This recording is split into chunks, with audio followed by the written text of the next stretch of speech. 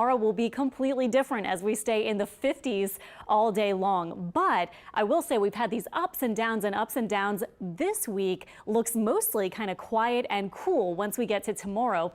Right now, though, we're still seeing the big downslope with our temperatures moving from the lower 80s today. Here were our afternoon highs, 81 across the North Shore, Slidell and Bogalusa, 81 and 82, Belle Chase 81, and in fact the only 70s at these official sites, Macomb and Gulfport, Mississippi. Otherwise 80s on this day in January. But we're starting to see some temperature differences now. At Hammond and Covington, we're starting to see 60s as opposed to 70s. And look at Belle Chase, still at 78. That's beginning to be the cool down that we're going to be seeing, especially tonight. Winds are mostly coming in now actually from the west, so we are going to be seeing this cooler air mass move in, and it's a little breezy south of the lake. Here's our live radar scene with most of the rain now displaced off to the east and really leaving our area, but we did have some reports of potential hail around Pearl River County and now moving off to the east of our official counties here in South Louisiana and coastal Mississippi, moving past Hancock and Pearl River County, but still a few more showers to watch. Little thunderstorm there north of Baton Rouge. However, as we get towards sunset and beyond, we won't have quite enough support for these kind of clusters of strong thunderstorms crossing our area. So still a few showers, still a little bit of rain here and there, but it doesn't look like the severe risk, which today was on the lower end for the north part of our area. Doesn't look like that will be quite as high. Here's the front approaching our area and moving in. Our next few hours will bring our rain chances to about 30 or 40%, we'll say, overall through the night, and temperatures dropping off eventually into the 50s and then eventually 40s by early tomorrow, which I'll show you in a second. Our high resolution model actually does want to drum up by 8 p.m. a big downpour over the North Shore. We'll see, but it tends to go a little heavy with some of this activity. So not sure if there will be quite that much, as we're not really seeing the radar matching up perfectly with how it's initiating.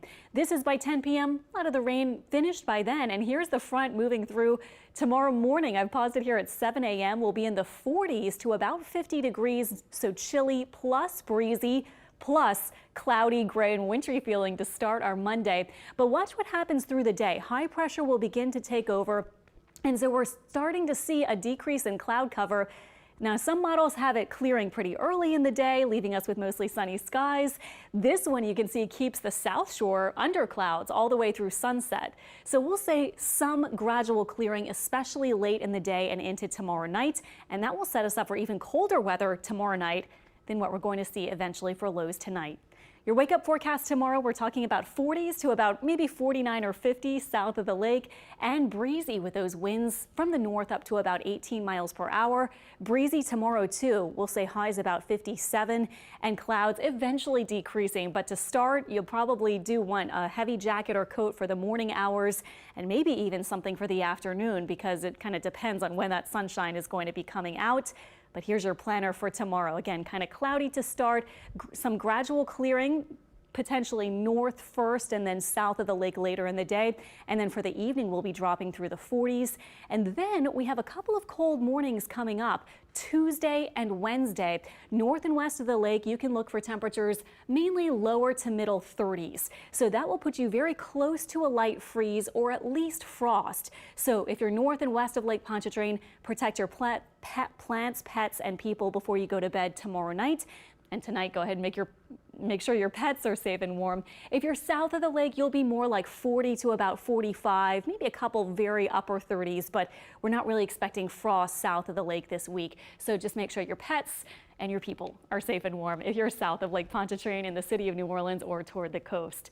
Notice the warm up this week is not as drastic. We'll have high pressure mostly hovering out to our northeast or northwest, I should say. So that's actually going to keep us on the cooler side until we get our next front. It looks like right now timing for that is Saturday, a week from yesterday, and also that it'll be a little bit weaker than the front we're getting tonight.